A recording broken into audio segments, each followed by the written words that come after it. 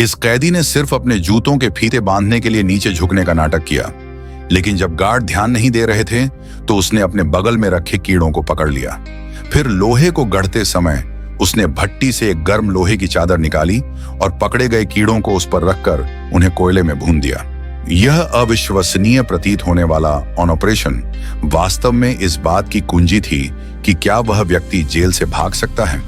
उसने अपने आसपास के वातावरण को ध्यान से देखा और यह सुनिश्चित करने के बाद कि किसी ने ध्यान नहीं दिया, उसने भुने हुए कीड़ों को पीसकर पाउडर बना दिया।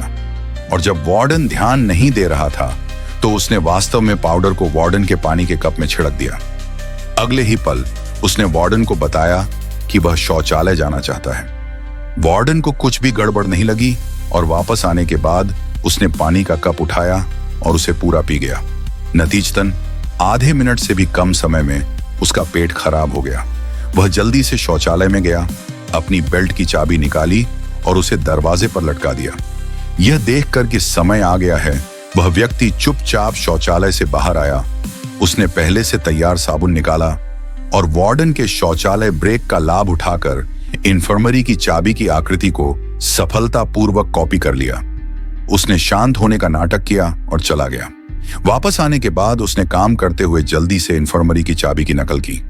उसने ऐसा 2 दवाओं पिट्रे और पेंडाटिन को पाने के लिए किया, क्योंकि अगर वह एक ही समय में 2 दवाओं को लेता तो उसे कार्डियक अरेस्ट के लक्षण होते।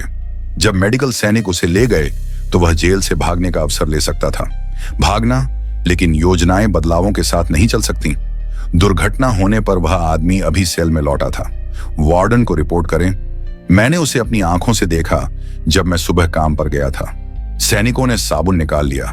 यह सुनने के बाद वार्डन तुरंत उस आदमी के पास गया और उसे सख्ती से साबुन सौंपने का आदेश दिया, लेकिन आदमी ने इससे इनकार कर दिया और जोर देकर कहा कि उसने इसे नहीं लिया है। जब वार्डन अपना आपा खोने वाला था, तभी एक अन्य कैदी उसे बचाने के लिए समय पर बाहर आया। उसने कहा कि कल रात जब वह अपना चेहरा धो रहा था तो साबुन खाई में गिर गया था और वार्डन को खोजने के लिए उन्हें खाई में ले जाने की पेशकश की।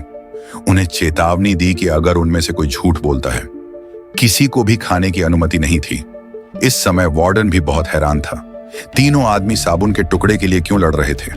अचानक वार्डन को गलती से अपनी दुर्बलता की चाबी पर कुछ अजीब लगा। उसने अपनी नाक उसके पास रखी और उसे सूंघा और पाया कि उसमें साबुन की गंध आ रही थी।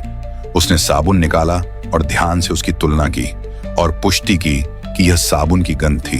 यह सही है। इस समय वार्डन अभी भी यह पता नहीं लगा सका कि वह आदमी दुर्बलता की चाबी किस लिए चाहता था।